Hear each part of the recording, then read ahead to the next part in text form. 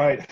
So we got a little new stuff for you guys. We're gonna switch over to Zoom here, which obviously with everything going on in the country right now, it has pushed us into moving the curriculum from Skype to Zoom. And you see my stabs up top. Really excited today. We got Coach Josh Medler on. We've been trying to get with him here for probably a couple of months now or so. Finally made it work, and everyone has a little more time. Coach, obviously, he has a ton of things that he's accomplished in his career. Probably the number one thing is he's had to have Coach McNally on his staff for a while. That's a big accomplishment there. Uh, so that's the connection that we had is Coach McNally has worked with Coach Medler and obviously is now here at Buffalo. So we kind of linked this up, and I was very excited to talk to Coach. So Coach Medler, welcome to the curriculum, man. Happy to have you. Happy to be here, man. I absolutely told you earlier in the text, man. Excited to love talking about the things that our guys have been able to do with our program, man. It's awesome. Yeah, it's as soon as the thing that I love talking about. I mean, and different coaches have different things that I get excited about, but to me, you have such an interesting path in this career in the sense of you've been at one. I mean, you're at Memphis for 6 years, right? And now you've been About at, about seven, yeah. and now you've been at Wofford for coming on 8. Yep. So to me, there's a lot of things that you don't know about being a strength coach until you, one, had to do it in 1 year, but two, you've had a place where you've really been able to grow, develop, and change your program over a grand scheme of 2, 4, 6, 8 years. And I think it gives you such an interesting perspective on development, on long-term development, and really getting to implement your full program. I mean, you're going into year 8. It's your program. You know what I mean? Like it's you've had time to cook it. And so why don't we just start there? That's why I kind of would just like to talk about how your program has changed from year 0 to where you are now, where you still see it growing and going, and kind of the benefits of being at one place for so long. Sure. Well, I always kind of try to equate it to like a sport coach path. And, people talk about like a sport coach doesn't really see their true value until they bring, all their recruits in and get, kind of good, bad, or ugly what was there previous to them, and then have the ability to kind of get everything under, their culture or, training philosophy or whatever that concept is that head coach implements. And I think it was the same for us. I mean, see a lot of guys will go here and there and they'll be there for a year and make a giant impact. But again, the longevity of that process is, a lot of it depends on your resources and your genetics that you walk into. So for us, again, this could get really lengthy, so I'll try and keep it, precise. Basically, when we first got here, my first summer, I got here in May, right? My first summer, I literally had probably 12 guys for the month of June.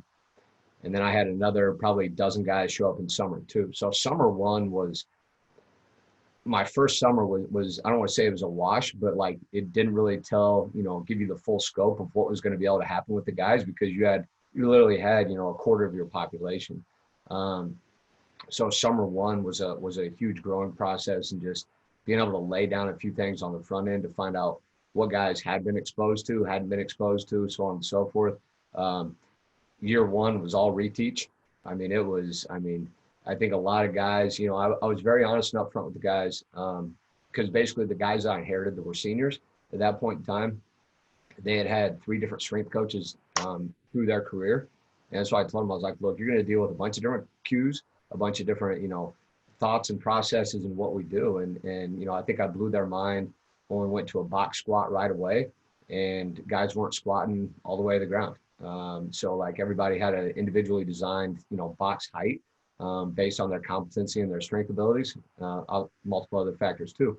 But ultimately, like that reteach process, I told them the guys that are seniors, they're just going to get a small little snippet of it. Like they're not even get much of a taste because they're in season training and they're gone. And again, I hadn't seen the majority of those kids ever in my life. The kids that were coming in as freshmen at that point in time, they were kind of, I don't want to say guinea pigs, but I mean, everything that we do to a certain point is trial and error in our program design. I mean, we've never repeated one of our programs that we've done from one off season to the next or an in season to the next. Some of our concepts, obviously, that work well, we continue to integrate those things at a higher level. But those guys that came in on the front end as freshmen, they saw drastic changes in their 4 or 5 years. Basically, where we started summer one, The easiest synopsis is this. Summer one, we trained 4 days a week, Monday, Tuesday, Thursday, Friday, and we follow the high-low sequencing. So we would go, basically Monday was speed work and then lower body lift. Tuesday was extensive tempo work, and then we came in and did an upper body lift. And then we repeated, Wednesday was off, and then we repeated that on Thursday, and we repeated that on Friday. I didn't know our failure was, what happened was those first couple summers, our kids didn't have enough work capacity to handle 2 hours of training. Okay. And now obviously being more in tune with what our students are and what our athletes are is I don't want to give them 2 hours of training. I don't want to give them 2 hours of training. Like our longest session ever is we'll push 90 minutes a couple times in the summer, just basically where we'll spend more time on the field to do some high output work and then come upstairs. And we literally may squat and do glute ham raises and then be done. But that's our longest session. We try to keep everything else to 45 to 60 minutes. So that also means we're training more often. So basically what we did was we took large blocks of time and take into account the vertical integration model with that. And we were able to just dose our prescription differently throughout the week. So our biggest change was going 4 days and going, 2 hours a clip. Now we go 6 days in our summer off season. We go 6 days. The 6th day is a voluntary day. But we never spend more than 90 minutes in that room. And again, most of our sessions are built around 45 to 60 minutes. And then they've actually, because we actually leave, our coaches are able to get an extra hour for meeting time with those kids as well. So we actually only use 7 hours in the summer. Yeah, I think dissecting a lot of that, some notes I took is that's probably the biggest commonality that I hear and I now understand is the biggest variable that after, I was at Akron for 7 years before I came. And the biggest variable that I did not take into effect, or at least in my head, but really appreciating it, was knowing your athletes. And I mean like knowing your athletes.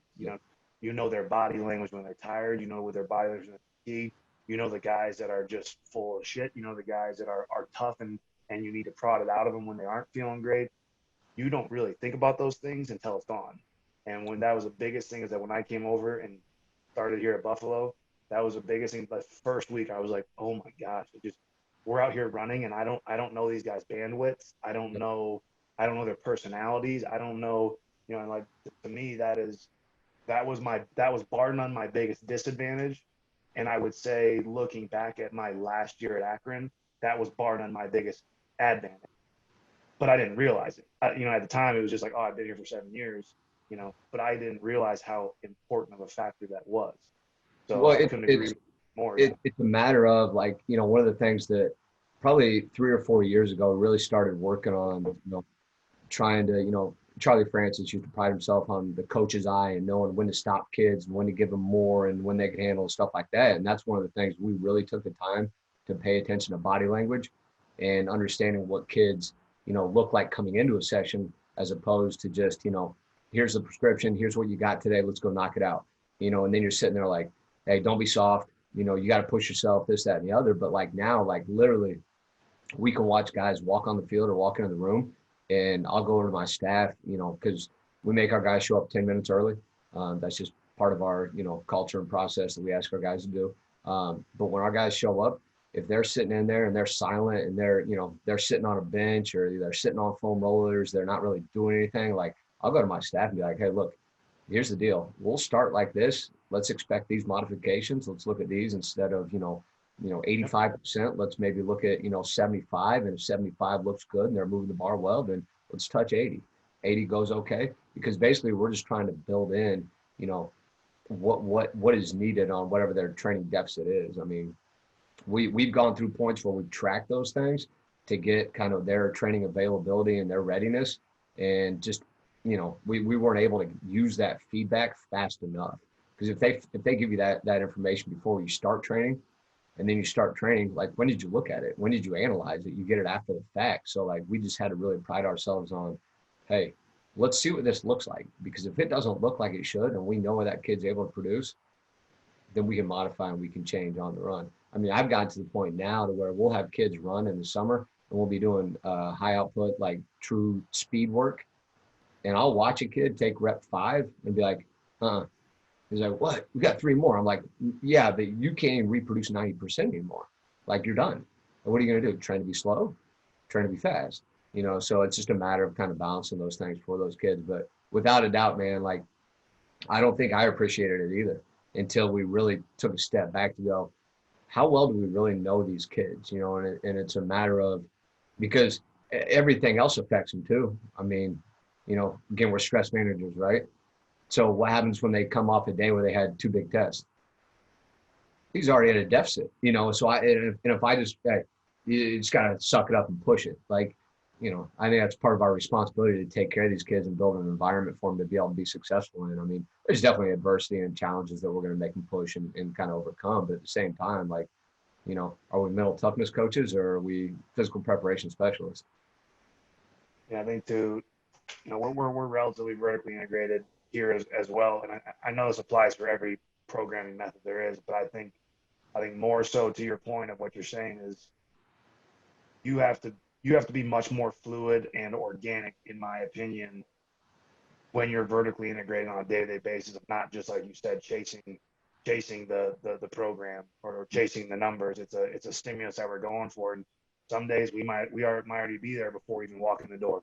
And if you're not willing to adapt and be fluid and organically change, and one thing me and we talk about all the time as our staff is we're constantly adjusting things.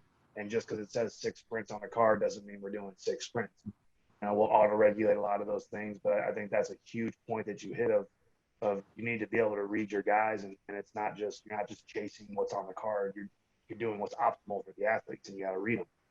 Yeah. Well, I think, to your point, changing things on the fly, like, I think my current staff now probably hates me because when I give them training program for football, like, I give them a single printout of just that day's training session, because everything else changes day in, day out. Like, the program's set, but we make modifications on a daily basis, and they'll sit there with that sheet.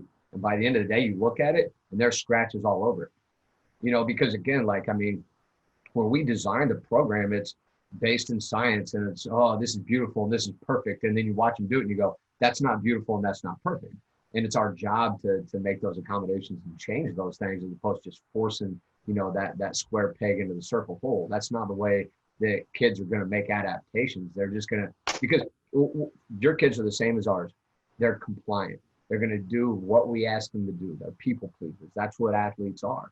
And at the end of the day, if we don't create a platform to allow them to be able to grow and prosper and feel good, as opposed to just dragging ass and, being tough, whatever that tag is, hashtag, grind or whatever, I think we're doing them a disservice, and it's not a matter of, the one I explain all the time is this to other coaches. I think, like, with the high-low sequencing, I think it's misunderstood, because when you say high stimulus, low stimulus, they think low stimulus is nothing or super easy. And it's just a matter of exchanging some of those things so you're not always high.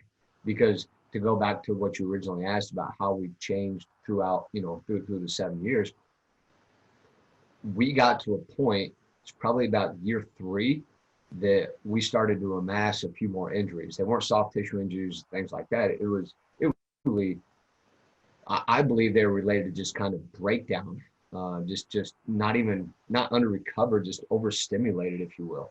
And what we ended up looking back on, because again, we always have to review and look at what we did.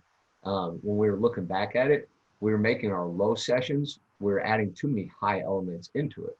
So, like, you go into it, like, with a high-low, like, you can integrate some kind of high every day, but it has to be very, very controlled. Well, we were losing that control over the high, and we were getting too much volume on those days. So, at the end of the day, like, you could have a low session plan, you start tapping, into that sympathetic state, and you stay there too long, you're not going to come back down. And that's what we were basically rolling too many days of high, kind of try to be low, but it ended up being high.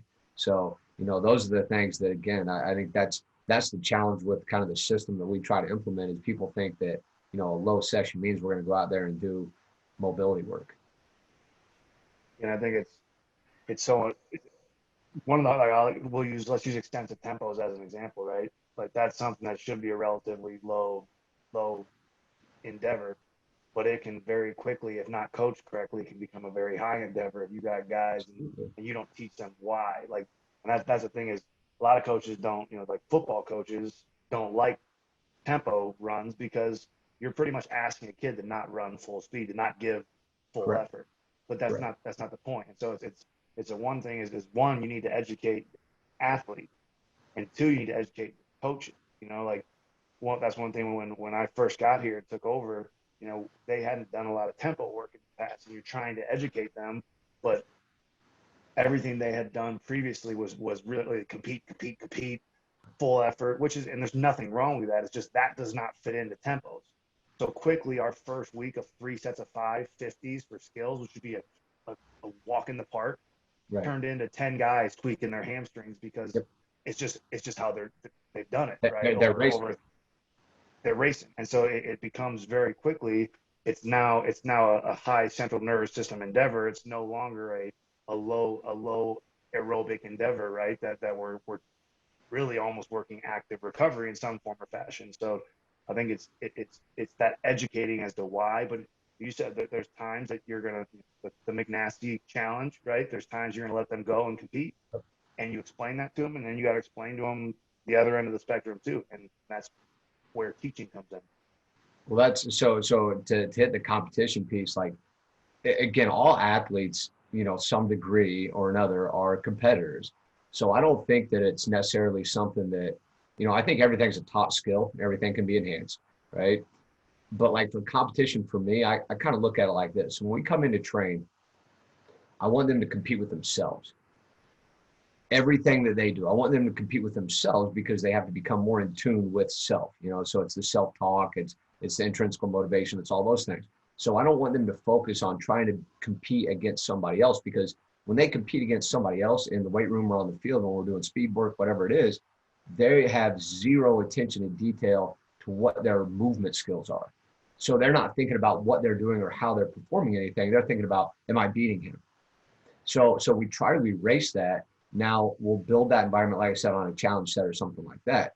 Because ultimately, at the end of the day, again, they are competitors. They're natural competitors to some degree.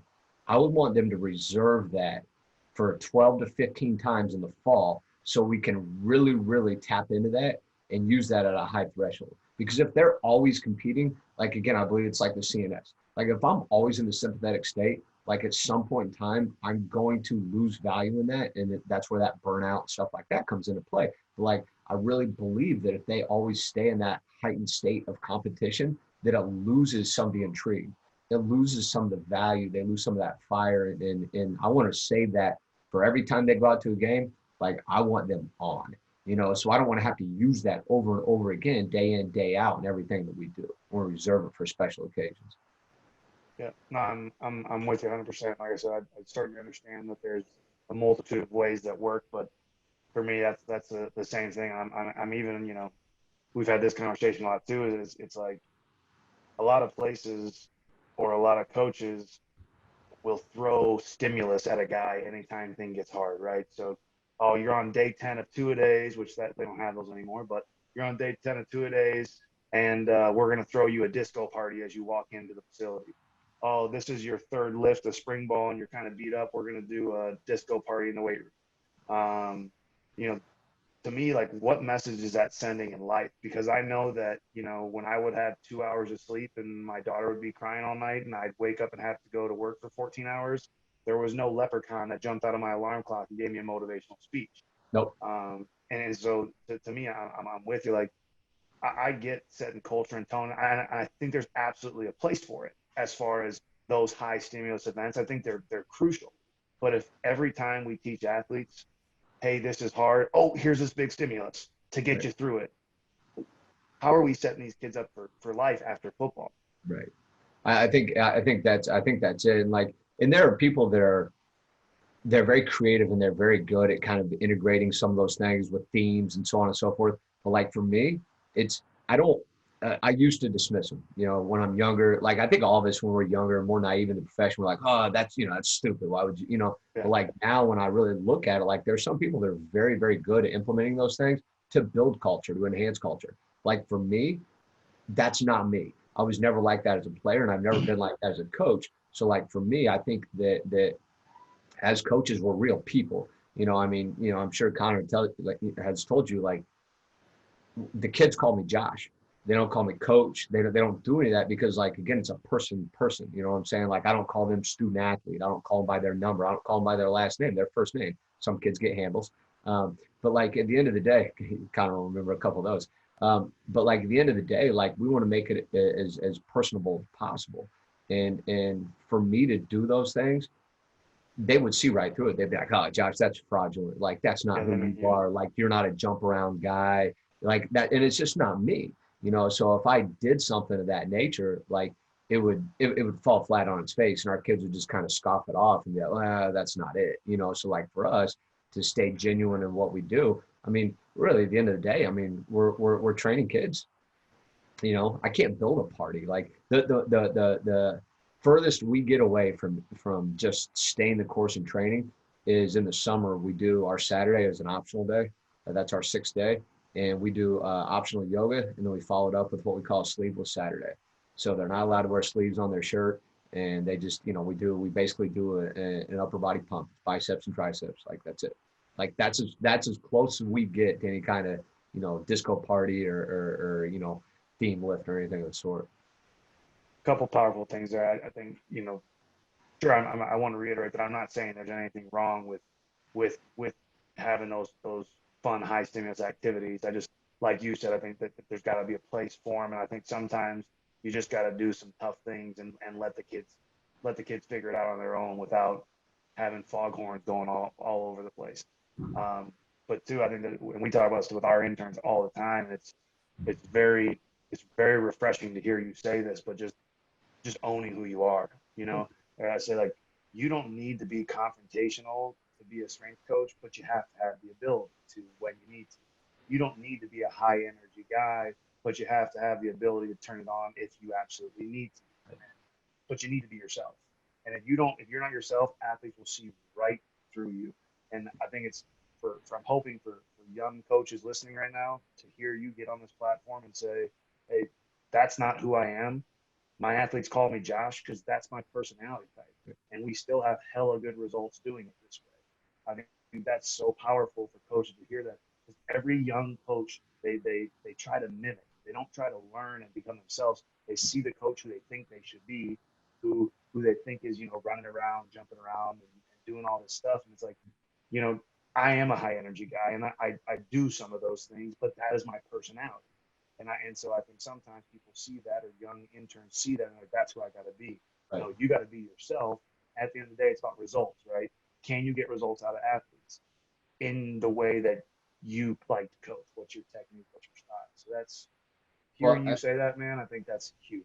And I think to your point as well, like I think, even when I always trying to reflect on self, and like that's one of the big things we try to teach our kids, like you were talking about earlier, like what do we really provide them in life? If we're always creating an out for them and this, that, and the other. I think one of the things that we try to provide for them day in, day out it goes back to that self-awareness, because how many 18 to 22-year-olds really know who they are? I would venture to say, out of all the seniors that we just graduated from the football team, I'd say there's one that's like really, true affirmation of who he is and what he wants to do with it. So like when I look back on myself as a young strength coach, I was what you were just saying. I was trying to emulate what other people were, and I was trying to be this guy, I've got to do these things. I've got to look this way. I've got to treat kids like this. And it's because I didn't have enough self-awareness to know who I really was and what I really wanted to do with this thing. And as I grew and I matured and I understood, who I was better, I was able to be a better professional because of it. I mean, I couldn't even tell you the last time I had to MF a kid and throw him out of the room. Like I couldn't even tell you the last time, because now the kids know who I am and I know who they are. So now we have that communication, that correspondence between us. Like if I can walk over to a kid now and I go back to the body language and go, hey, what's going on? You just don't have it today. Don't want it today. What you got? I know, Josh, man. I got you. I'm like, good. Because if you don't, you're going to have to just leave. And like now, I mean, I think the last time I kicked somebody out was probably 2 summers ago, and I literally kicked him out, and my guys were like, "Josh, did you just kick him out?" I was like, "Yeah, about 3 or 4 minutes ago." He goes, "Yeah, we just saw him walking by the window over there. How'd you do that? Like, what happened?" I was like, I went over to him. I asked him, what was going on, this, that, and the other. And he told me he didn't really want to do it today. So I just told him, okay, fine, leave. So, but again, I think that goes all the way back to the original. It's relationships. Like, I don't want to have to jump on kids anymore. Like, I'm way past that. I just want to coach them. I want to teach them. I want to give them the education and materials to be able to do things. So like right now is a perfect situation. Do your guys know how to train while they're away from you? I don't know. I'm going to say my seniors do for sure. My juniors do for the most part. Sophomores are mixed bunch. Freshmen, I hope they don't go back to their high schools or their personal trainers. Yeah, I think that's a great point too. Is what kind of we're having guys send us videos. What are the first videos guys are sending you? Are they sending you doing bench press, or are they sending you doing single leg squats? Like what's the first video you get from an athlete? Well, I haven't sent them the bench press yet. So we're all body weight. Because like I've literally have probably a dozen kids that have access to weights. It's like, hey, and I told them before they left, we were priming for it, and I was like, look, this is going to be the largest GPP block of your life, but you want to talk about kind of training economy and availability when you get back, you're going to be primed to go. As long as you follow it, you'll be all right. All right, Coach. I got like a bunch of things I want to ask, but I want to make sure we have time to hit this. Is kind of walk us through that 6-day summer split, if you don't mind. Just map it out for us how that looks. Well, I'm going to give you the one that we did last year. So that's the kind of most previous. And again, tweaks to it. Right now, way too many variables to know exactly where we're going to go next. We've had some, conversations where we're at in the spring. So basically the way, because when we build our annual plan, we start in January. So that way we finish with our competitive season. That way we kind of look at how we want to develop and how we want to grow through our year. So basically for our summer, day one, Monday, is a speed ability day. So that's where we take our true rest in between our running bouts. We'll integrate a little bit of plyometric with that as well, but not very much at all. And then basically we'll go upstairs, and on Monday we're going to squat. And we played with that a little bit. I've actually switched things around, and again, so this summer going to be undefined until we actually know exactly where we're at. But we've actually played with not squatting on Monday and using Monday as cleans instead of squats. And the reason for that is they're coming off of Sunday, which is obviously their day off, and you really don't know what they did or didn't do. And sometimes when you come in off that day off, they're actually in a worse situation or spot than what you would want them to be, because we all know what our college kids do on their day off. And it's not anything we ever really want them to do. So that's kind of challenge one. But typically reserve Monday for speed ability, and a kind of a squat day or a clean day. Is that like a max effort squat? Is it a unilateral squat? What is that normally for you? Yeah, so it'd be a bilateral max effort. We haven't really tapped into true max effort. We're more submaximal loading. And the reason for that, again, we're not power lifters. We will do some things. We reserve more of that for about now. In the latter part of the spring, it's when we kind of tap into our, single rep, heavy doubles and stuff like that. In the summer, obviously we're going to get them stronger, but, we don't really touch, multiple max effort type work in the summer. Because even when we clean, we're never going to really touch anything higher than probably 75-80%. Because again, we're looking for power and speed ability. We'll backtrack on summer. But basically, we look at our off season in kind of January all the way through May. That's kind of our big prime, hypertrophy and strength development. And then when we go into our summer, it's power development. So again, we're just looking at basic, linear periodization of hypertrophy, strength, and then power, and just breaking those down into longer blocks. Obviously, again, we're touching those qualities, throughout the year. But our summer is more reserved for power. So we're not going to get much volume upstairs even. We may be 3x3 at 85 or something like that on the squat. So that's our Monday. Tuesday, we'll turn around on Tuesday, and we will do a tempo run, and we'll do a bench press day. And that's usually So again, that's what we've kind of done in the past. On Tuesday, really it depends on kind of what our Monday was like. So I don't want to have to, when I go to the summer, I don't these kids. I don't want to over accumulate and build a bunch of volume and build in, training fatigues and you know what I'm saying, like that accumulated fatigue, like it's a real thing. And if we build all through the summer and then you add to it in camp, hell, by the time you get halfway through the season, kids are falling apart. So last year, and again, I would envision that this year, but we don't actually do the tempo run on Tuesday. And that's, again, it's based on what we need. This summer, I would assume we might need a little bit of it, just based on they're not doing it now. But Tuesday is a secondary bench day, so it'll be lighter because we're heavier on our Monday. So we want to make sure our Tuesday is low. We'll do the tempo runs. We'll do what we call a metabolic circuit. It's not really true to the name. It's just what we tagged it as. But basically, it's going to be all low intensity exercise. We kind of built it in a Tabata sequence. So it'll be like a 20 on, 10 off. And that way we can reduce some of the pounding and some of the mileage we put on kids' legs. And we can literally get it done in probably 10 minutes, 8 to 10 minutes. Build the different stations, and they basically just kind of rotate in the room upstairs and they knock it out. So that's our Tuesday. Wednesday I'll go to our Wednesday is outside, and it's just a run session. And that's another, we call it a high day. It's more of a mixed day than anything else. As we go through the season, as we go through the summer, that Wednesday becomes more and more intense as we go through. So when we start at the beginning of the summer, Wednesday is kind of our big change of direction day. So what we do with it is the tempo runs, the extensive work. We'll do extensive tempo runs on like a zigzag run or a shuttle or something like that, so we can teach better mechanics under a lower threshold in that environment. So basically, like, if we're doing a W drill, we'll do it, but we'll do it at that 75% type threshold. But that way we're able to actually build that skill rather than just run around cones. And then as the summer goes through, we'll do more reactive response, open field, kind of rabbit, turn and chase and run type movements, so on and so forth. So that's kind of our Wednesday is a team run. So we'll bring them all out together. We'll warm up, we'll prep everybody together, but then we'll split basically our bigs and our skills. And we kind of group guys differently on those. We'll have a few position groups that'll actually flip back and forth different Wednesdays. But then after they're done with that, they go play 7-on-7. So that's part of the reason we have to call it a high day, because we know they're going to get some high work. On the front end of the summer, we're not necessarily building a high session for them. By the end of the summer, we are. But they're also, our freshmen come in July. So by the time we get to that point in time, right, they're not actually getting as much 7-on-7 volume because the younger guys are taking more reps at that point in time.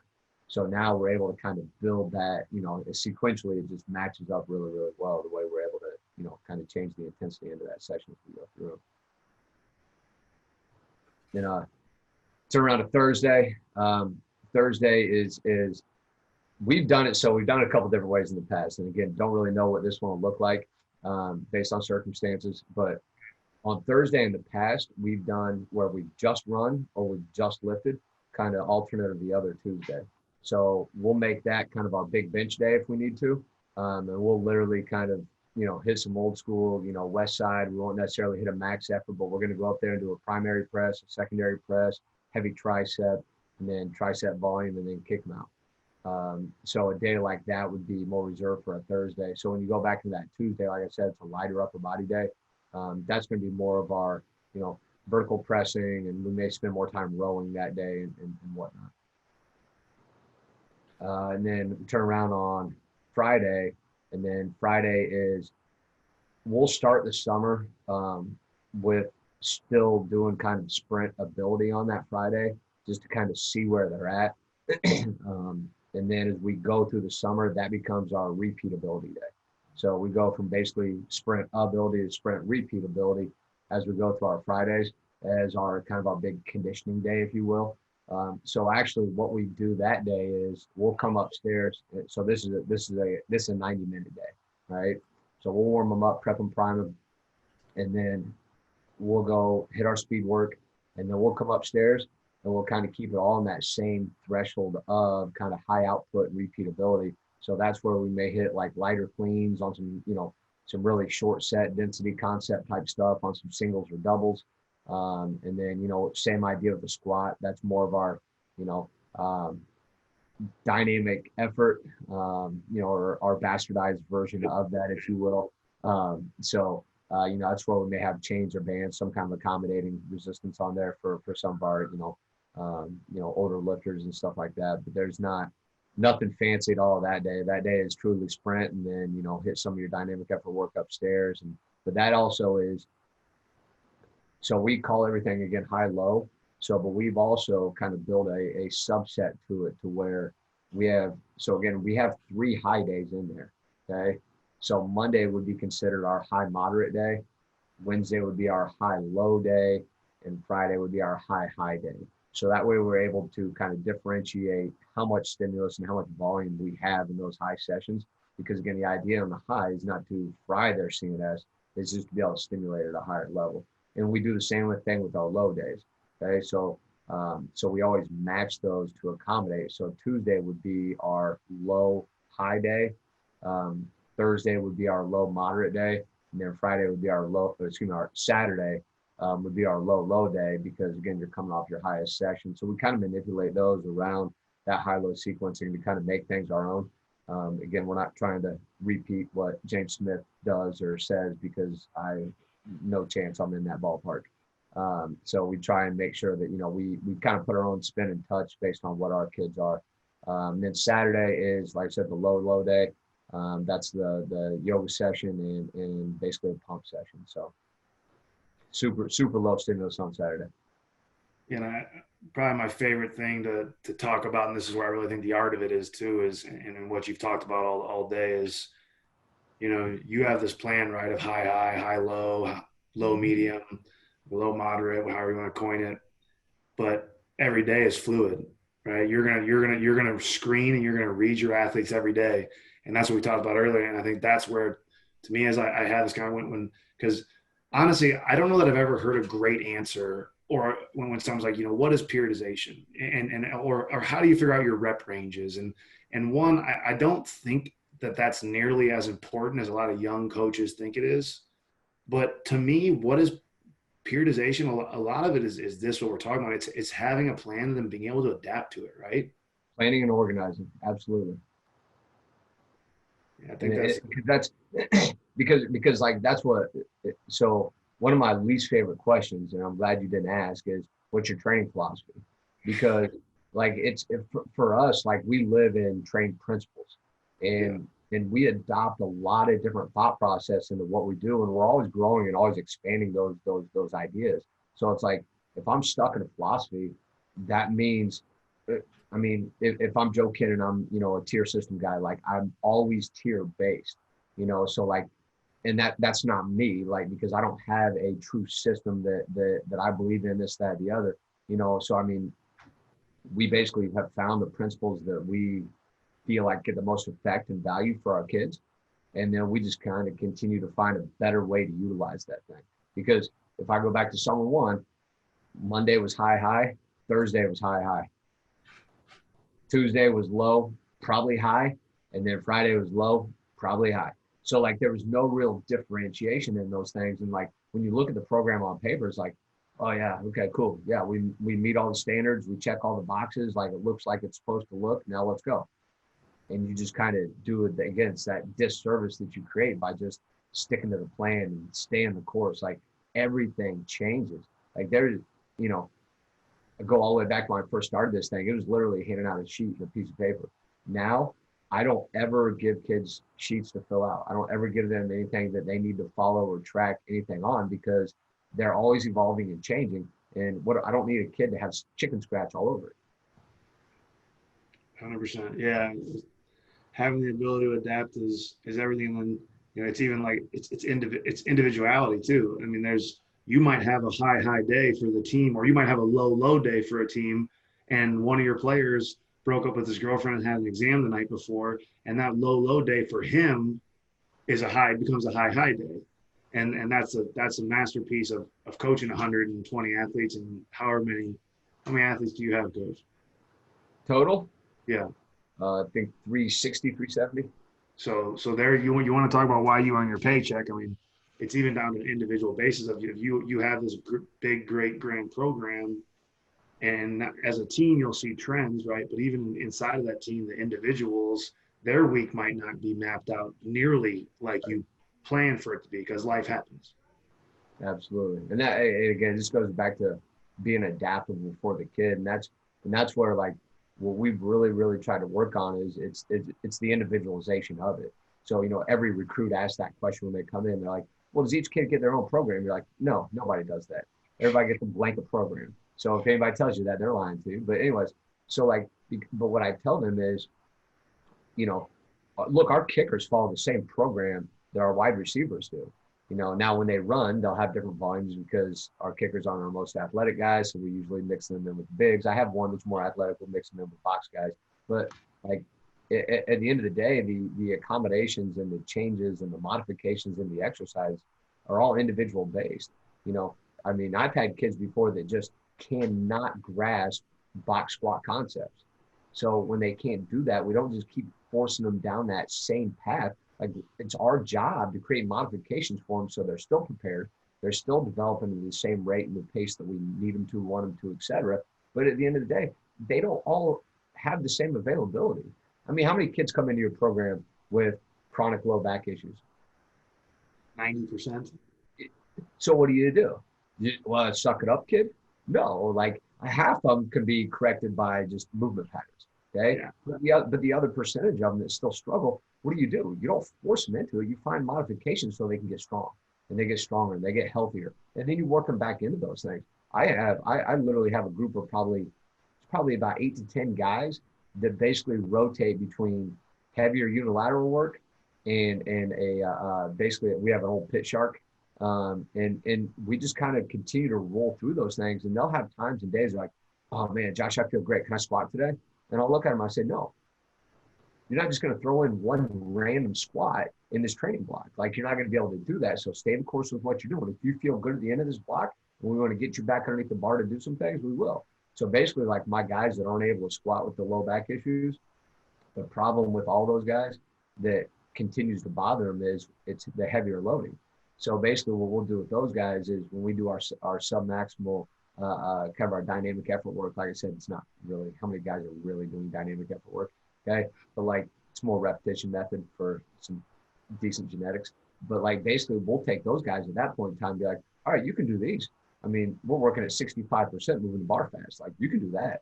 So, but I'm not going to try and put him at 90 while he's been doing, rear foot elevated, split squats on dumbbells for the last, 2 months. Yeah. Modifications, man. No, and you have to. There's, and you said earlier, trying to jam a square peg into a round hole, but there's. Here's a good one too, Matt. And I think, again, young coaches need to understand is, we always talk about relationships with other staff members and coaches and this, that, and the other. I'll tell you, the number one win that you get with your modifications is with the athletic trainers. Like, you want to gain trust with your athletic trainers, and you want them to be able to say, hey, he's in a boot. These are the 3 things he can't do. The rest of it, you guys got it. You know what I'm saying? Like they trust us to allow us to do our jobs because they know that we're going to modify things for kids rather than putting them in a situation or circumstance to kind of toughen them up and, hey, you got to push through this. You know what I'm saying? So like, I think that's a huge thing for young coaches to understand is you got to have a great relationship with your athletic trainer, because otherwise they're going to put that kid in a bubble and they're not going to be able to ever come to your room while they have some kind of issue going on, because they're afraid that, you're going to put them in a situation that's going to be, bad for them and they're going to fall apart. They're going to be worse because of it instead of better. So I think that's a huge piece, with being able to modify things and be able to see and change things on the fly as well. Yeah, your lens, your scope has got to be, in my opinion, it's got to be integrated. You have to be. I've never understood how an athletic trainer can be an athletic trainer if they don't understand anything of the lens of how we assess movement or whatever, maybe in the weight room. Same thing with, you got to have understanding of sleep and understanding of nutrition. And to me, the day of being an absolute specialist, to me, or at least as being a head strength coach, is gone. Like, there's got to be a big generalist piece of it, and you've got to have a lot of lenses that you look through things. And if you look through everything with the exact same lens, like you're saying, you're never going to get integration of anything. And to me, we're like, that's where we're still so far behind in America is our integration with nutrition, with athletic training, with, mental health, whatever you need. The integration is completely missed right now, at least in the college level for us. And you're right; those are things that you can definitely do to improve that integration.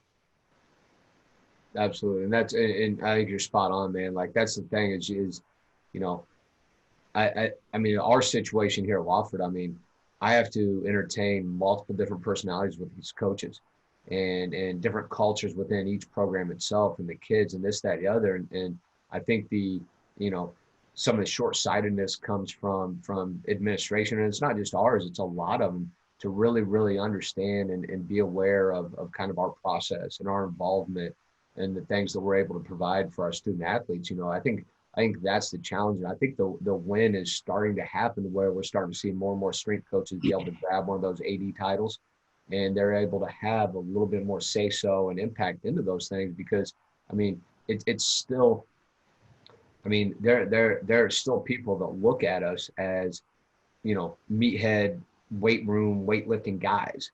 You know what I'm saying? Like, and that's it. And I mean, because that's the old perception of what we do. Now I think the science and things are slowly working its way into it, but like you said, we're behind and there are too many people that are afraid to integrate those things because they don't have enough trust in those other people.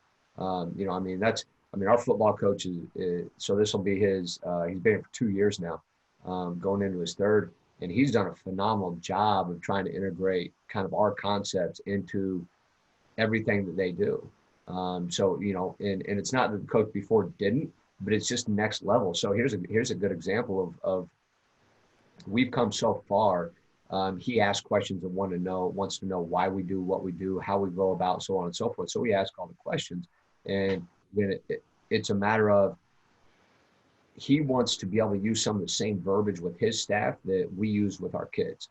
So again, everything's more relatable.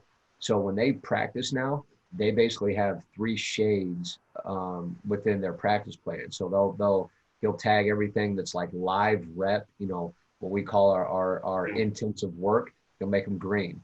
Everything that's kind of low threshold should be 75. So if it's an indie period that he doesn't want high intensity work, then he'll call that yellow.